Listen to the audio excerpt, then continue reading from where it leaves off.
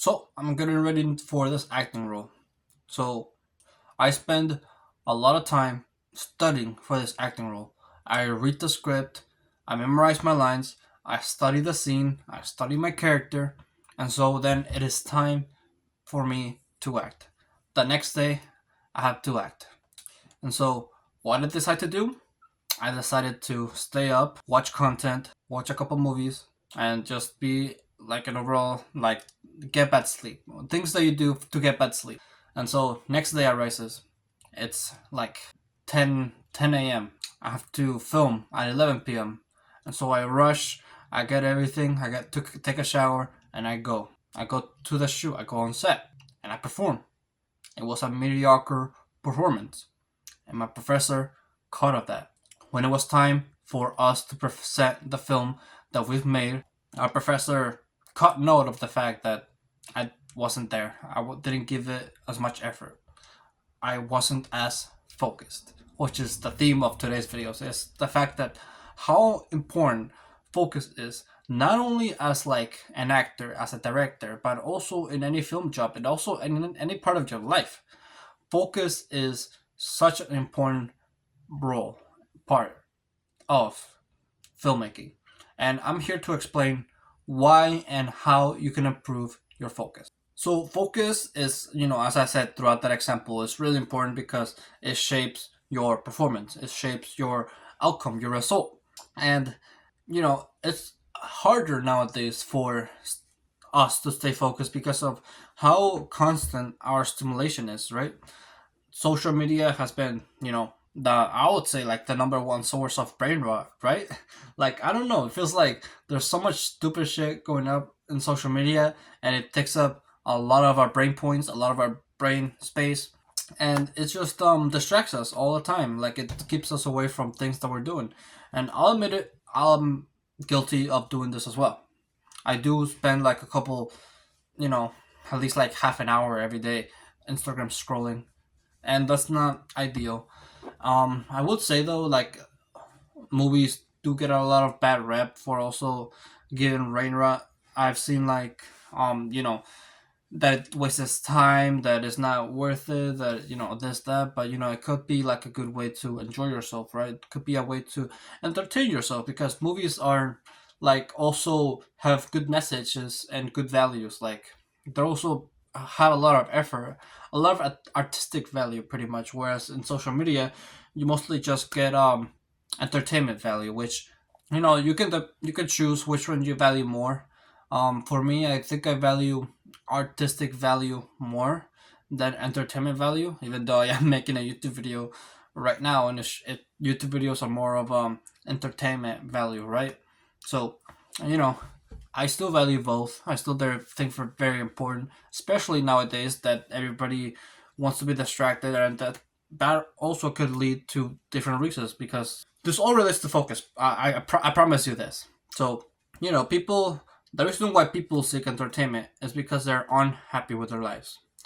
I think the most where I have sought entertainment was where the times in which I felt depressed, where I just wanted to, you know, not deal with the world, because there's a lot of shit going on in the world, and the thing is, everything just is caused by another thing. Um, like for example, the reason why someone might be depressed is because they don't like their job. They don't like the fact that they have to serve others, serve queen, right?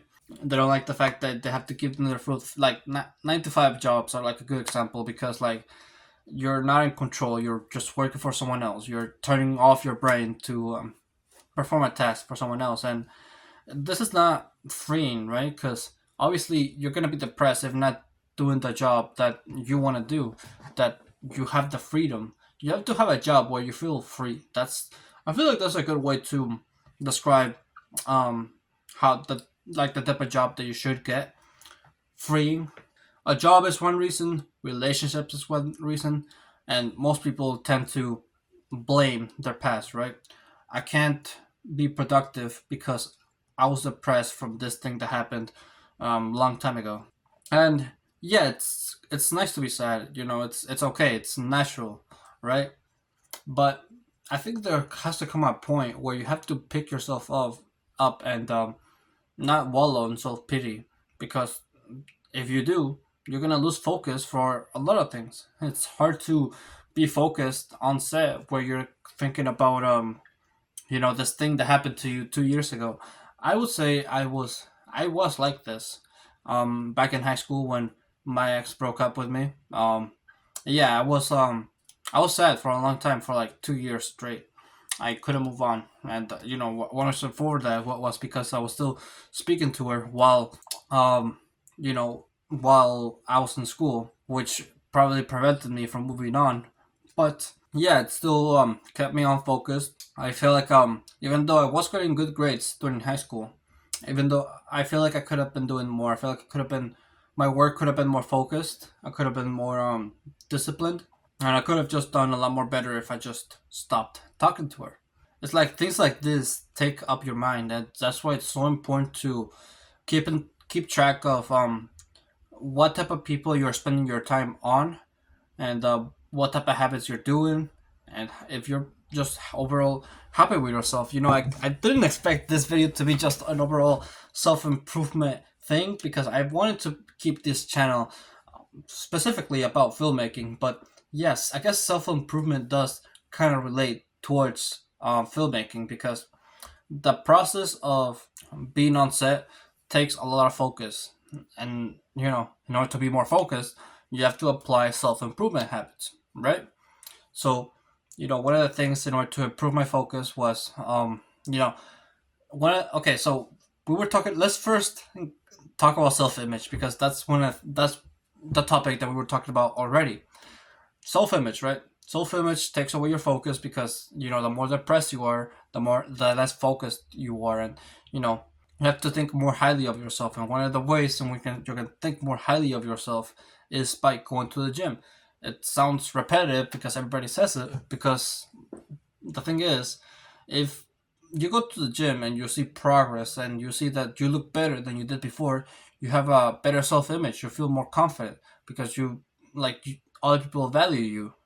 The more confident you feel, the better your performance is going to be, because if you feel confident, you're going to be like, okay, I got this. I don't like, you have less anxiety, right? Then there's also diet. It's pretty obvious why diet increases your focus. I don't really explain it, I'm not a scientist. And then there's also good sleep. It's also the same thing as diet. It's pretty simple why sleep makes you focus better. The reason why I wasn't able to focus as much during my set, like my shoot, was because I didn't get enough sleep. Like, had bad sleep too. So I also recommend, if you are gonna take like any you know drugs. That sounded bad. I was just gonna recommend caffeine. I wasn't gonna say anything about drugs or anything. Just take caffeine. I feel like caffeine is like the most healthiest drug that can boost your performance. Yeah, pretty much. That's all. What else? What other self improvement habits would I recommend? Meditation. The thing is, people recommend meditation a lot, because it actually says that it increases your focus, that increases your attention span, right? And I don't know. I feel like I don't know if it does help, because I haven't seen like a massive difference when it comes to my performance whenever I do meditate. I do meditate like at least 5 to 10 minutes a day, around there.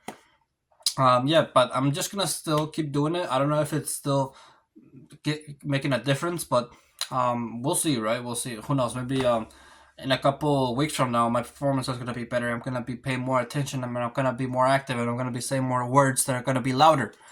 Look at me, I'm becoming a rapper or something. I don't know, but yeah. I guess I should also.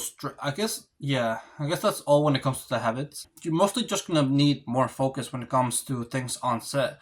When it comes to like making like a script, or like your editing, yes, those are gonna need more focus, but I feel like they're gonna be much more different. It's hard to describe how the fact that sitting down and scripting a movie is different from acting.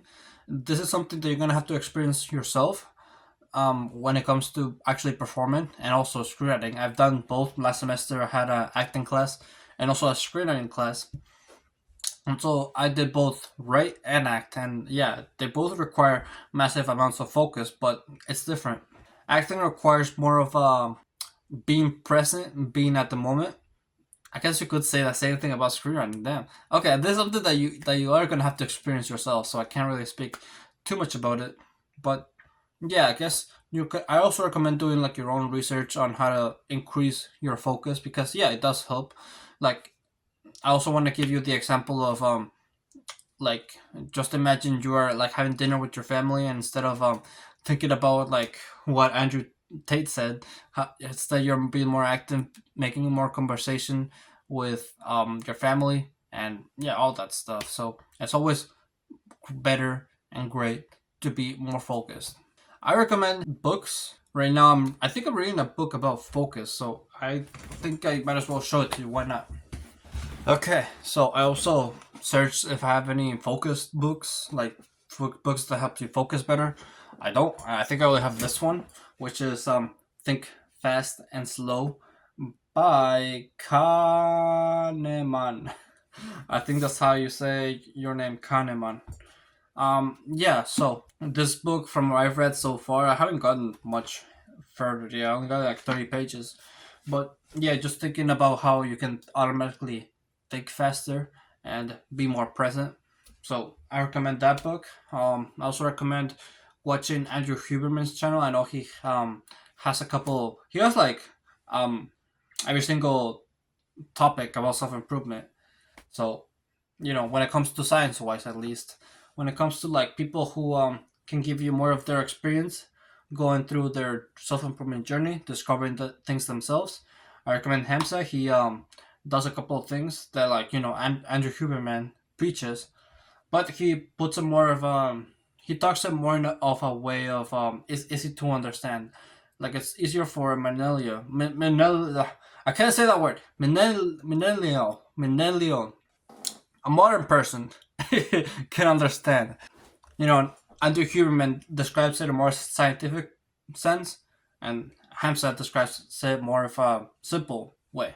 So I recommend those two channels, the book. So with that, thank you for watching the Menelio. Menelio. You know what I'm trying to say. Anyway, so thank you for watching this video. If you would like to, make sure to leave a like. Subscribe if you're new or like my channel. And always remember to live your life like there's no tomorrow.